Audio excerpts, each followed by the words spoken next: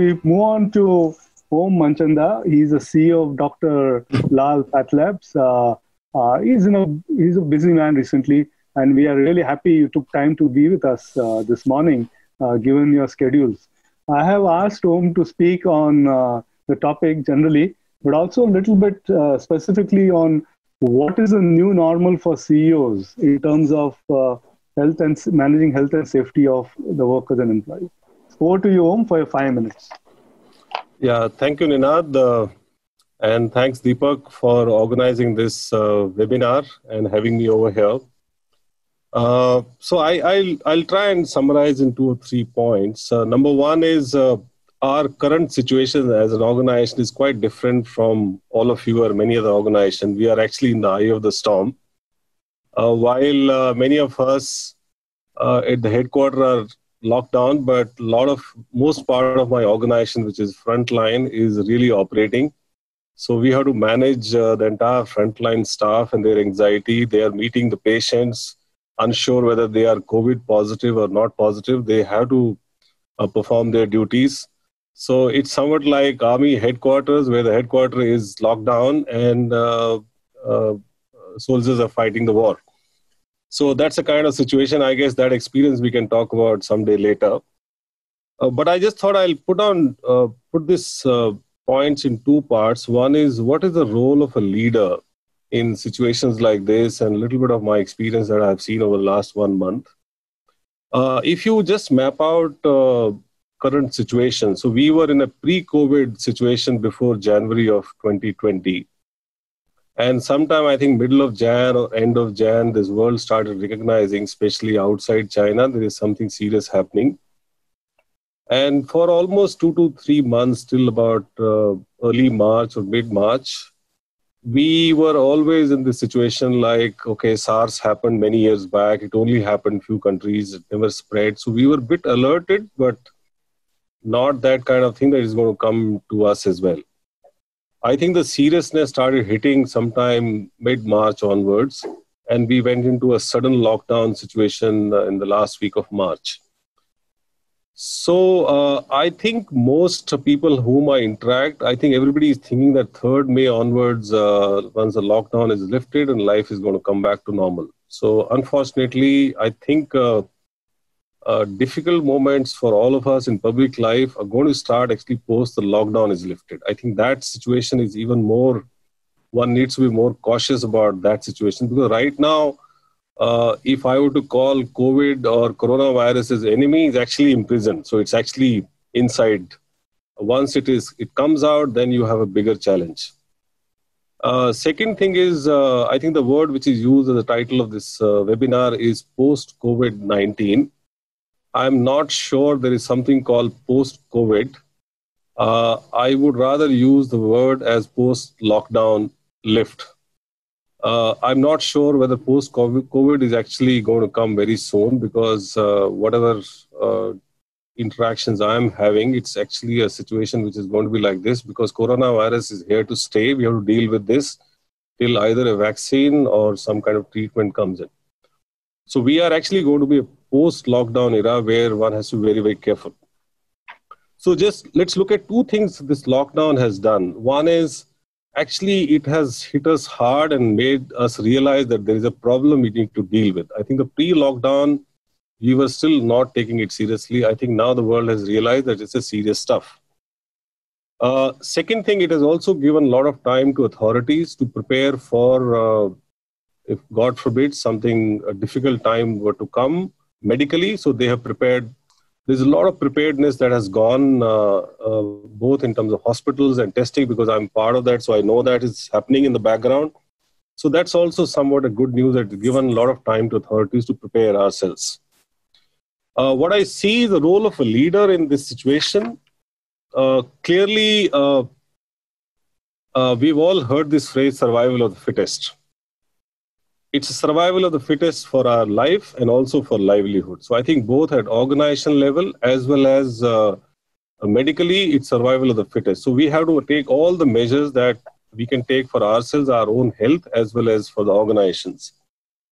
I'm not going to get into details, because that everybody can think of what are those measures one need to take. But coming back to the organization part, I think there's a lot of talk about employee morale and job cuts, salary cuts, etc.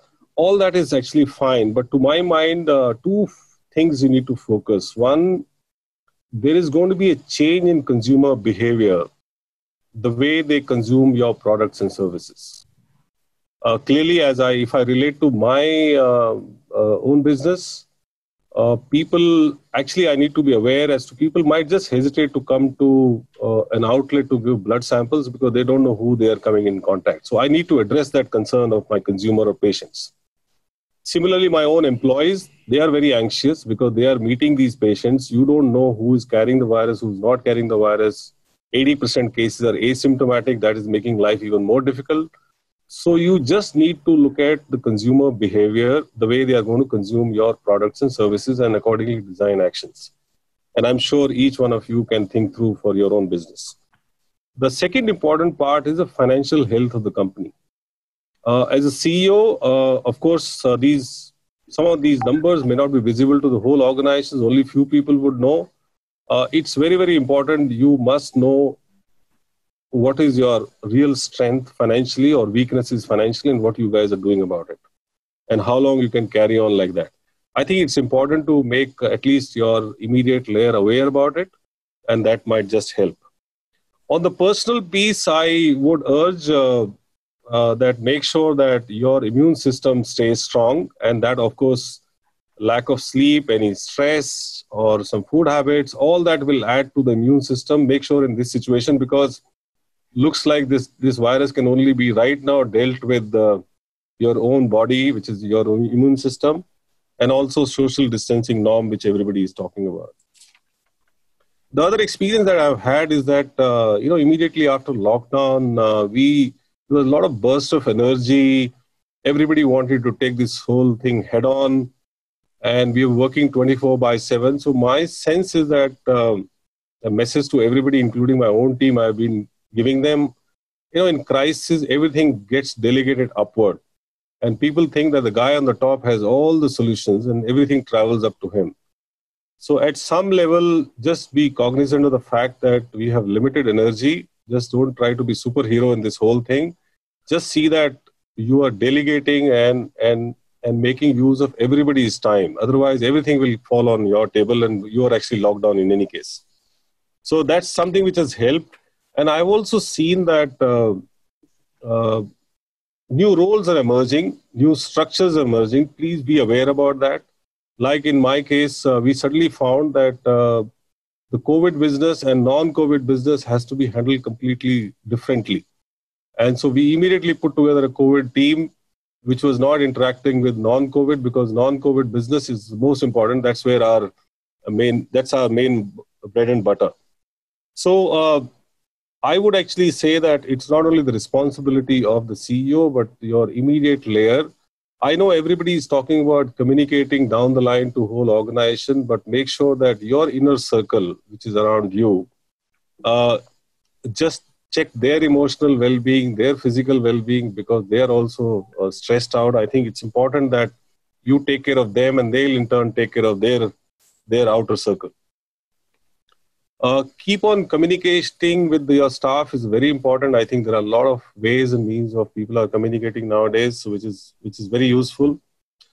Third thing that I've observed is this threat is actually a perception. So some people may perceive it in a very, very negative way. Some people may perceive it in a very positive way, saying that, okay, there's a new order which is going to emerge. Let's find out new opportunities as well.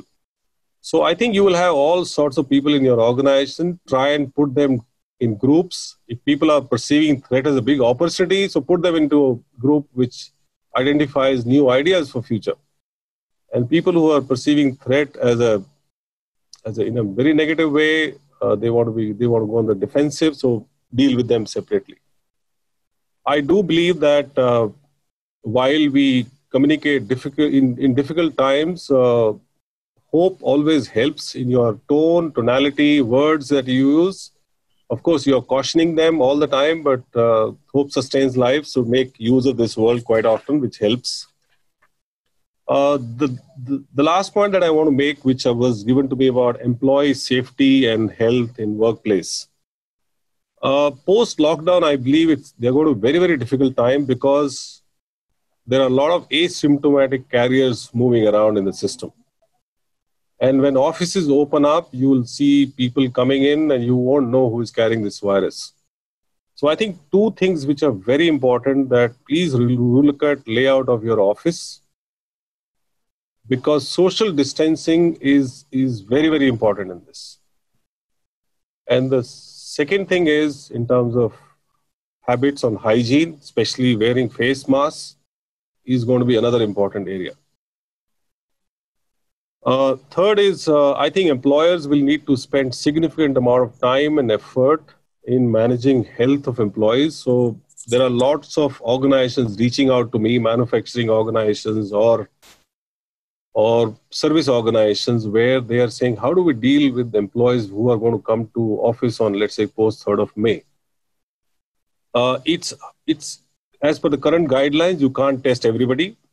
So my sense is you will have to probably take help of opening medical centers within your own organization, especially where a large number of people are there. And you also have to be careful about confidentiality of medical status of an individual, because there are those issues as well. You can't publicly talk about many of these things, but you deal with all this. So in summary, I would say first, accept that new normal actually may not have yet set in also. We don't even know what that new normal is, but new normal is going to set, and please be aware what that new normal is. Please make your employees aware that your health is not only important for you or your family, but also for your colleagues, because till yesterday it was an individual matter. Now it's actually a collective matter. They also should know that if you're hiding something, till yesterday it didn't matter from a regulation perspective. Today, laws are governing this because there's the Epidemics Act and Disaster Management Act. If you don't reveal your, especially COVID status, it can create a lot of issues, not only for yourself, but for the organizations and CEO. It's very important that there are regulations around this.